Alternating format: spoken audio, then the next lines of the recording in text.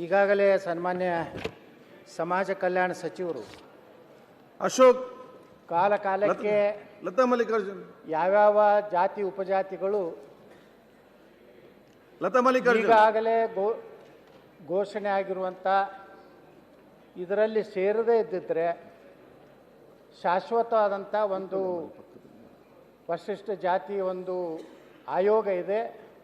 ಅದರ ಮುಂದೆ ತಮ್ಮ ಅಹವಾಲವನ್ನು ತಮ್ಮ ಜನಾಂಗ ಅಸ್ಪೃಶ್ಯತೆಯ ಕೆಳಗಡೆ ಇದೆ ಅನ್ನುವಂಥದ್ದನ್ನು ಸಾಕ್ಷಿ ಆಧಾರಗಳ ಮೂಲಕ ಏನು ಅವರು ಕುಲಶಾಸ್ತ್ರ ಅಧ್ಯಯನದ ಮೂಲಕ ಡಾಕ್ಟರ್ BR ಅಂಬೇಡ್ಕರ್ ಸಂಶೋಧನಾ ಸಮಿತಿ ವರದಿ ಪ್ರಕಾರ ಅನೇಕ ಶಿಫಾರಸುಗಳನ್ನು ಮಾಡಿದಂಥ ಅನೇಕ ಸಣ್ಣ ಪುಟ್ಟ ಸಮುದಾಯಗಳು, ಯಾಕಂದ್ರೆ ಏನಾಗಿದೆ ಅಧ್ಯಕ್ಷರೇ, ಇವತ್ತು ಸಣ್ಣ ಭಾಳ ಮೈಕ್ರೋ ಏನು ಕಮ್ಯುನಿಟಿಗಳು ಅದಾವಲ್ಲ, ಓಕೆ, ಅವರಿಗೆ ನೇತೃತ್ವ ಇರುವುದಿಲ್ಲ, ಅವರಿಗೆ ಧ್ವನಿ ಇರುವುದಿಲ್ಲ, ಅವರು ದೊಡ್ಡದಾದಂಥ ಹೋರಾಟ ಮಾಡುವಂಥ ಶಕ್ತಿ ಇರುವುದಿಲ್ಲ.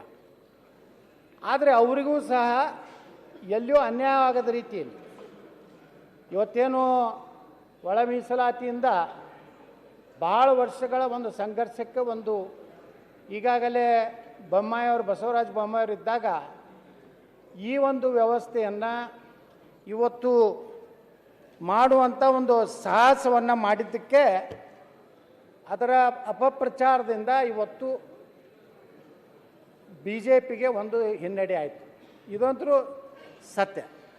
ಆದರೆ ಅಧ್ಯಕ್ಷರೇ, ಅನೇಕ ಸಮುದಾಯಗಳು ಇವತ್ತು ತಮ್ಮ ತಮ್ಮ ಸಣ್ಣ ಸಮುದಾಯಗಳನ್ನು ಸಹ ಪರಿಶಿಷ್ಟ ಜಾತಿ ಅಥವಾ ಪರಿಶಿಷ್ಟ ಪಂಗಡದಲ್ಲಿ ಸೇರಿಸಬೇಕು ಅನ್ನೋಂಥ ಇವತ್ತು ಆಗ್ರಹವನ್ನು ನಮ್ಮ ಸಮಾಜ ಕಲ್ಯಾಣ ಇಲಾಖೆಯವರಿಗೆ ಆಯೋಗಗಳಿಗೆ ಸಾಕಷ್ಟು ಮನವಿ ಮಾಡಿಕೊಂಡಿವೆ.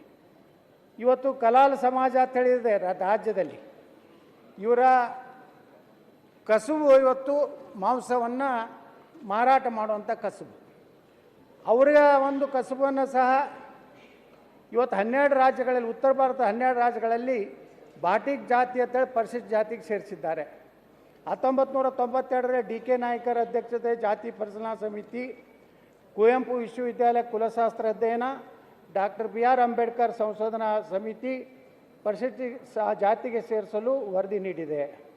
ಅದೇ ರೀತಿ ಮಡಿವಾಳ ಅಗಸ ಸಮಾಜ, ಇದು ಸಹ ಒಂದು ಅಸ್ಪೃಶ್ಯತೆಯ ಒಂದು ನೆರಳಲ್ಲಿ ಇರುವಂಥ ಒಂದು ಸಮುದಾಯವಾಗಿ ಇವತ್ತು ಕೇಂದ್ರದ ಭಾರತದ 11 ರಾಜ್ಯಗಳಲ್ಲಿ ಮತ್ತು ಕೇಂದ್ರಾಡಳಿತ ಪ್ರದೇಶಗಳಲ್ಲಿ ಇದು ಸಹ ಪರಿಶಿಷ್ಟ ಜಾತಿಗೆ ಸೇರಿಸಲಾಗಿದೆ. ಹಿಂದೆ ಮೈಸೂರು ಮಹಾರಾಜರ ಕಾಲದಲ್ಲಿ ಇದರ ಒಂದು ಅನುಕೂಲತೆಯನ್ನು ಮಾಡಿಕೊಂಡಂಥ ಒಂದು ಸಮುದಾಯ. ಅದೇ ರೀತಿ ಸನ್ಮಾನ್ಯ ಅಧ್ಯಕ್ಷ, ನಮ್ಮ ಭಾಗದಲ್ಲಿ ಉತ್ತರ ಕರ್ನಾಟಕದಲ್ಲಿ ಈ ಹಂದಿಗೊಲ್ಲ, ಹಂದಿ ಜೋಗಿ ಸಮಾಜ ಪರಿಶಿಷ್ಟ ಜಾತಿಗೆ ಸೇರಿಸುವ ಕುರಿತು ಇದು ಒಂದು ದೊಡ್ಡ ಹೋರಾಟ. ಇವತ್ತು ಅದು ಸಹ ಗೊಲ್ಲ ಸಮುದಾಯ ಭಾಳ ಕೆಟ್ಟ ಪರಿಸ್ಥಿತಿಯಲ್ಲಿ ಜೀವನ ಮಾಡ್ತಾರೆ ಅಧ್ಯಕ್ಷರೇ. ಇವತ್ತು ಹಂದಿಗಳನ್ನು ಸಾಕಾಣಿಕೆ ಮಾಡಿ ಹಂದಿಗಳನ್ನು ಇವತ್ತು ಅದರ ಮೇಲೆ ಜೀವನ ಮಾಡುವಂಥ ಅತ್ಯಂತ ಅಸ್ಪೃಶ್ಯತೆಯ ಒಂದು ವ್ಯವಸ್ಥೆಯಲ್ಲಿರುವಂಥ ಸಮುದಾಯವು ಸಹ ಇವತ್ತು ಅವ್ರದ್ದು ಸಹ ಅಧ್ಯಯನ ಆಗಿದೆ, ಅವರಿಗೂ ಸಹ ನ್ಯಾಯ ಸಿಗಬೇಕಾಗಿದೆ.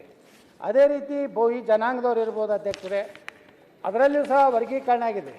ಇವತ್ತು ಬರುವಂಥದ್ದು ಭಾಳ ಮಹತ್ವವಾದಂಥದ್ದು ಬಂಜಾರ, ಬೋಯಿ ಮತ್ತು ಕೊರಚ ಈ ಮೀಸಲಾತಿ ಇವತ್ತೇನು ಮಾನ್ಯ ಮುಖ್ಯಮಂತ್ರಿಗಳು ಹೇಳ್ತಾರಲ್ಲ 17-7 ಅಂತೇಳಿ, ಅದನ್ನು 25 ಮಾಡಿ, ಇನ್ನೊಂದು % ಹೆಚ್ಚು ಮಾಡಿ, ಏನು ಅವರಿಗೆ ಬಂಜಾರ ಸಮಾಜಕ್ಕೆ ಅಲೆಮಾರಿ ಜನಾಂಗಕ್ಕೆ ಪ್ರತ್ಯೇಕ ಮಾಡಿ ಕೊಡಬೇಕು ಅನ್ನೋಂಥ ಬೇಡಿಕೆ ಇವತ್ತು ನಿನ್ನೆ ದೊಡ್ಡ ಹೋರಾಟವನ್ನು ನಾವೆಲ್ಲ ಕೋಲಂಬು ಅನ್ನೋಂಥ ಸಂಘಟನೆ ಬಂಜಾರ ಸಮುದಾಯದವರು ನಿನ್ನೆ ನಾವೆಲ್ಲ ಹೋಗಿದ್ದೀವಿ ಸನ್ಮಾನ್ಯ ಅಧ್ಯಕ್ಷರೇ.